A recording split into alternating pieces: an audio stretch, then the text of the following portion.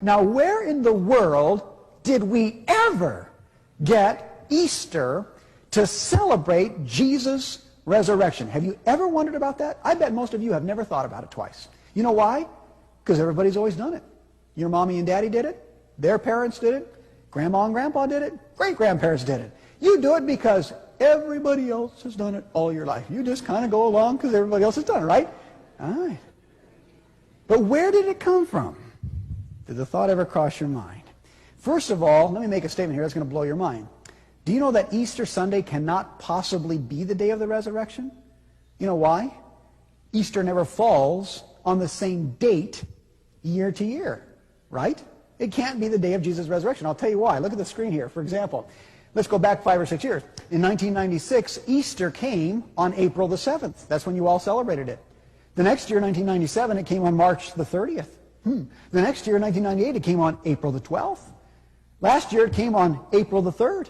This year, it's going to come on April the 23rd. So how can you have a difference from April the 23rd clear back to March 30th? That's a difference of 23 days. How does that happen? I'll tell you how it happens. Easter is not regulated by a date. Easter is regulated by the solar system. You know why?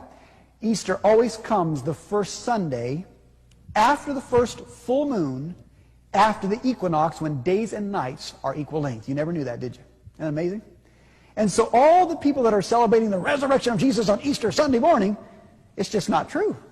It didn't happen then. Okay? But anyway, the question is, how did we ever get Easter on the first Sunday after the first full moon after the equinox? Did you ever wonder about that? I'll tell you where it comes from. Would you like to guess?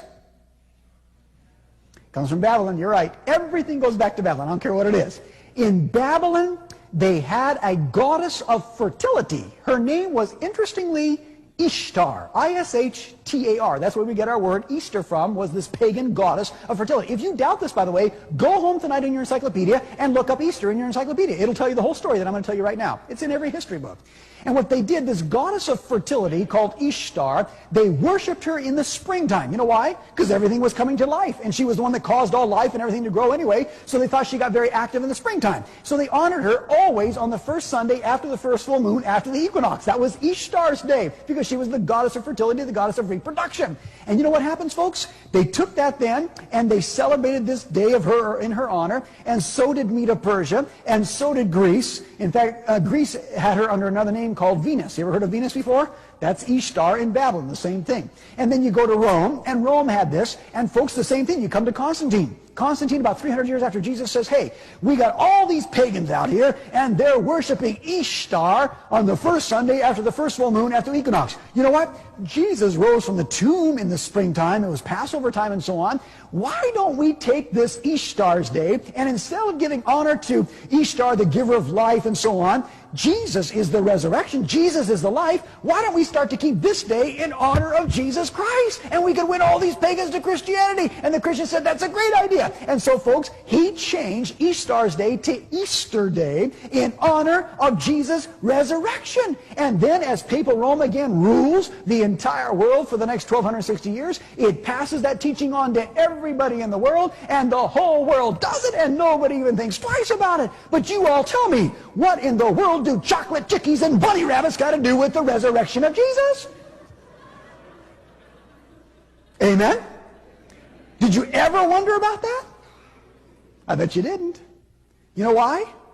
You've done it all your life. Everybody does it. But you know where it comes from? Make a guess. Babylon is right. Because, folks, in Babylon, they worshipped the egg on Easter's day, because an egg is a symbol of fertility. Not only that, they worship bunny rabbits on Easter's day. You know why? Because bunny rabbits are the most prolific reproducers in the world. I know. I grew up on a ranch. We had lots of rabbits. All rabbits do is make love and have babies. Isn't that right? Yeah. And so, honestly, they worship the rabbit. And we still have that today, all the way back from Babylon. Amazing, isn't it? But now, folks, I want to ask you another question here tonight. I want you to think with me, because you're intelligent people. If things like Christmas and Easter, coming straight from pagan Babylon, have made their way into our world tonight and been Christianized, and everybody just does it because everybody else does it, My question to you is this. Don't you suppose that there might be some other things also?